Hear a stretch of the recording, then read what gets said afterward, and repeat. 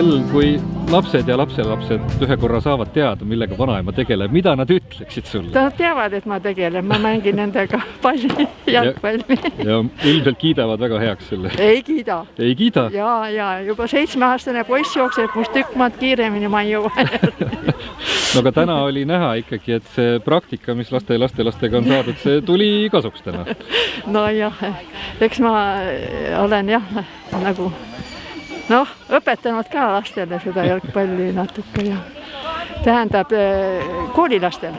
Päevades ilmselt midagi sellist, mida tasub oodata. Ja me tegime tegelikult Järva-Jaani järgi. Televiisoris nägime neid ja siis kutsuti mängima.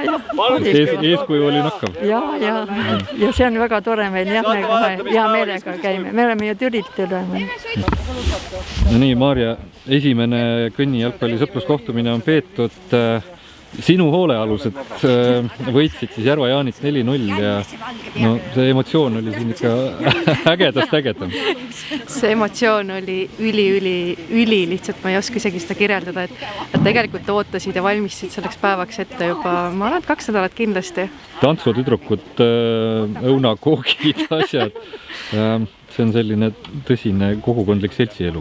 Ja mul on väga hea meel tegelikult see, et me oleme terve suve koos veetnud. Me oleme teinud esmaspäeviti trenni. Mul on väga hea meel, et nad on tulnud kaasa.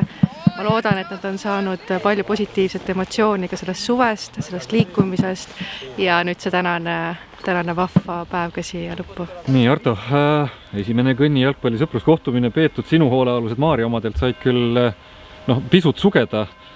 Karikas esimesena siis läks Paidesse, Järva-Jaani ilmselt tahab seda varsti tagasi. No loomulikult, eks meil siin treeningprotsess läheb edasi, suvel sai natukene vähe trenni teha, sest ilmad ilusad, aiamaa vajas hoolt ja ilmselgelt oli näha, et Paide meeskond oli suurt vaeva näinud ja meie omad natukene võib-olla olid veel siin suveunes aga ütleme, talvine treeningperiood saab olema ikkagi intensiivne, ikkagi kord nädalas vähem trenni, kas siis siin areenal või võimlas ja praeguste plaanide kohaselt, kes tahavad liituda, mängu nägite, tasub tulla teisipäeviti kell 10, jätkaks siin ja täpsemat infot saab Järva-Jaani päevakeskusest.